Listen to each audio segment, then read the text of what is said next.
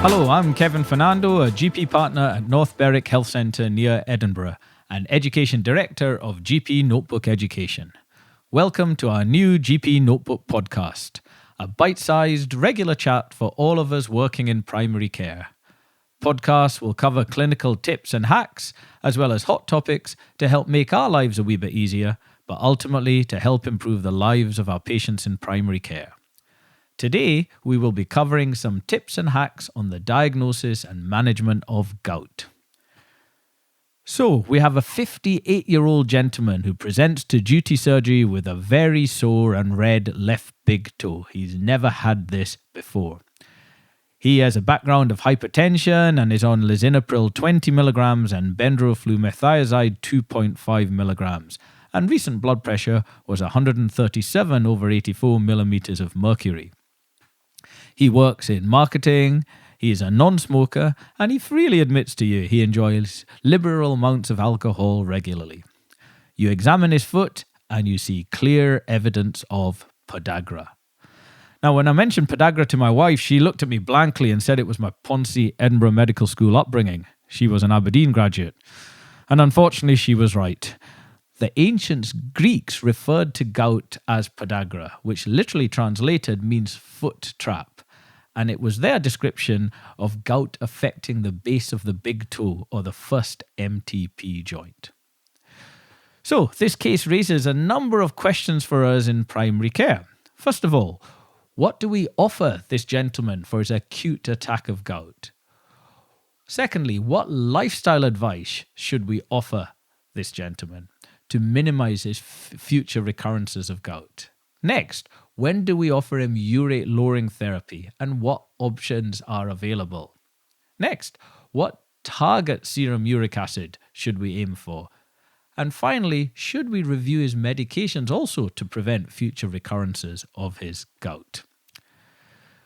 So our main resources here are updated gout guidelines published by the British Society of Rheumatology during 2017, and also some more recent articles published in the BMJ and Drugs and Therapeutics Bulletin during 2018. Now, gout is another condition that is increasing in prevalence, partly due to our aging population, increasing in incidence, and also increasing in severity. Yet it remains underdiagnosed and undermanaged by both us HCPs in primary care, but also by individuals suffering from gout. Gout's 3 to 4 times commoner in men and is actually the commonest inflammatory arthritis we see in primary care. It is caused by deposition of uric acid crystals in joints, leading to an intense inflammatory reaction. Uric acid crystals can also manifest as renal stones and also gouty tophi in soft tissue, such as in the ears. And the first takeaway message for us all from this updated gout guideline is there needs to be a change in thinking in how we approach gout in primary care, away from a troublesome, annoying, recurrent condition to a chronic inflammatory arthritis. Because even between those acute episodes of gout, you get ongoing crystal deposition leading to joint destruction and the potential of long-term pain and disability. So I appreciate many of you will be very familiar with the management of gout. However, I took away several practice-changing messages from this guideline that have really changed the way I will manage gout in the future. So first question then, what do we offer Henry for his acute attack of gout? Well, first message, as we all know here, is that gout is a clinical diagnosis, okay? And an important differential to exclude is septic arthritis. Look for the presence of systemic symptoms such as fever, such as rigors. Now, importantly, uric acid levels often fall during an acute attack of gout, so it's of no diagnostic value. It's a clinical diagnosis. We need to treat acute attacks early, promptly. We need to advise rest, ice packs, elevation. And really our acute treatment choice should be guided by any comorbidities present, any current therapies, the renal function, and also, most importantly of all, what that individual wants. Current guidelines generally recommend first line either full strength NSAID of your choice with or without PPI or cover or gastric protection, or colchicine, 500 micrograms twice a day to 4 times a day. Maximum dose for the course 6 milligrams, so 12 doses in total. Now, importantly, if there is any renal impairment, if EGFR is under 50 in particular, we need to reduce the dose of colchicine or increase the dosage interval. Second line, guidance suggests, and certainly this is something I'm using more and more, is oral steroids. So, for example, prednisolone 30 to 35 milligrams once a day for 3 to 5 days. Oral steroids are very effective anti-inflammatory drugs. Or if you're feeling particularly brave, and personally I can't see this ending well, you can offer intra-articular steroid injection. Of course, this does require a very trusting patient and a very skillful HCP. We can also consider IM depot injections of steroid, for example, methylprednisolone 80 to 120 milligrams. Next question, what lifestyle advice should we offer Henry? Well, the next big takeaway from this updated guidance is that everyone with gout should be given verbal and written information about the acute management of their gout, but also how to prevent future recurrences. Now, Arthritis Research UK, who have recently renamed themselves Versus Arthritis, have produced an excellent and pragmatic booklet on the management of gout for individuals who have suffered gout. Well worth having a read yourself or signposting individuals to this booklet. We need to counsel individuals about maintaining their weight within recommended BMI thresholds. We need to recommend reducing intake of high purine food. So, for example, red meats, seafood, oily fish, and Marmite. And interestingly, the DASH diet can also help. Now, I spoke about the DASH diet in my hypertension podcast, Dietary Approaches to Stop Hypertension. It's a validated eating plan that robustly reduced systolic blood pressure. And this has recently been shown in another study to also lower the risk of developing gout. So well worth signposting and discussing the DASH eating plan too. We also need to advise about maintaining adequate hydration, at least 2.5 liters a day, especially to prevent the development of renal stones. And we should also counsel about maintaining alcohol intake within recommended limits. Now, it's a common misconception that it's the ports and the red wines that tend to increase the risk of gout. All alcohol can, but it tends to be the beers and spirits rather than the red wines and ports. So well worth discussing that too. And interesting on a historical note, and this is my Ponce Edinburgh Medical School upbringing again, a key non-alcoholic component of port, as drunk in the Middle Ages, were lead sugars, which were apparently used as sweeteners.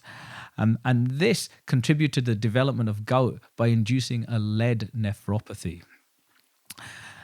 And then the final thing we need to consider here is cardiometabolic risk. Anyone who develops gout needs a full cardiometabolic assessment. Now, we're not quite there in the evidence base that gout is an independent risk factor for cardiovascular disease, but there are many studies demonstrating a strong association. So, for this gentleman in question, measure is 10-year cardiovascular risk using a risk calculator such as QRisk3 2018, and also perhaps go ahead and check an HbA1c to assess his risk of diabetes.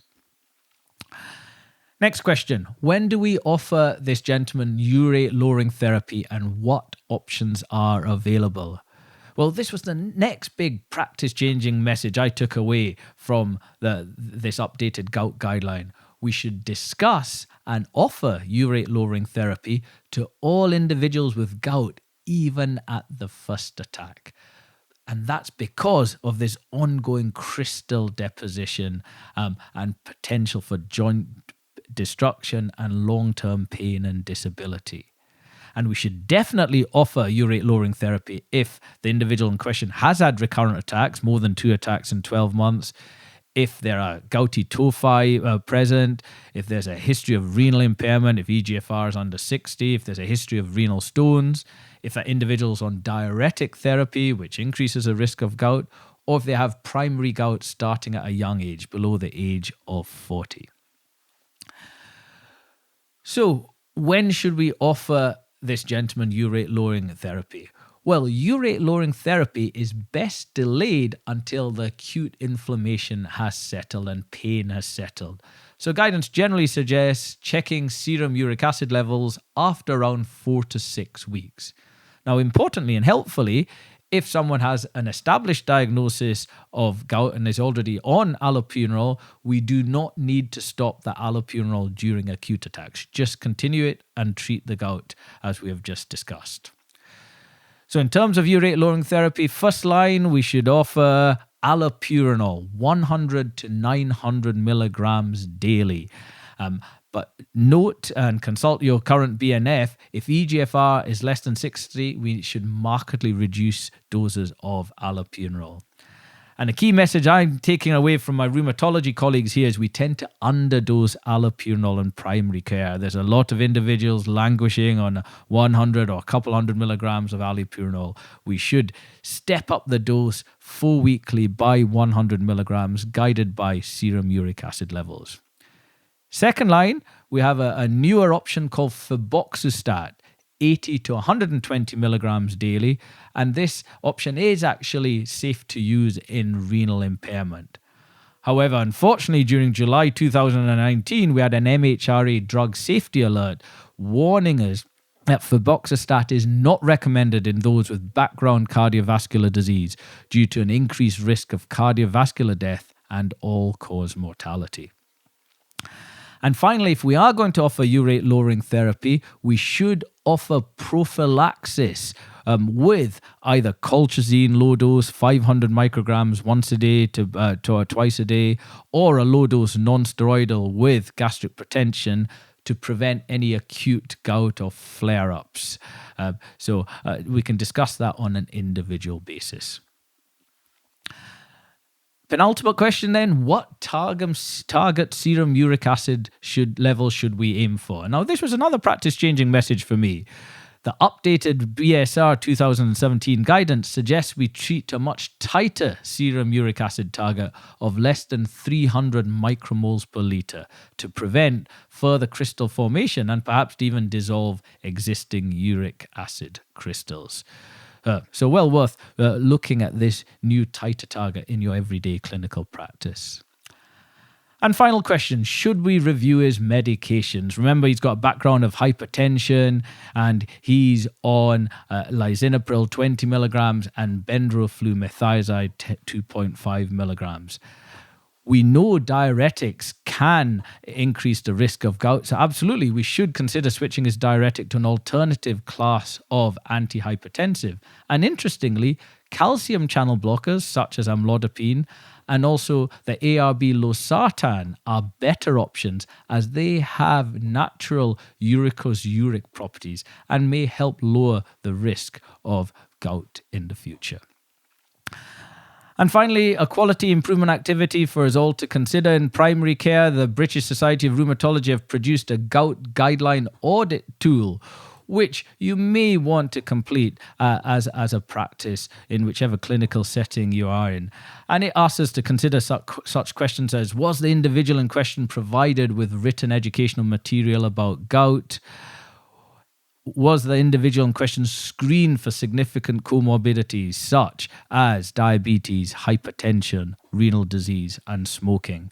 And finally, was the individual in question prescribed urate-lowering therapy even at first presentation?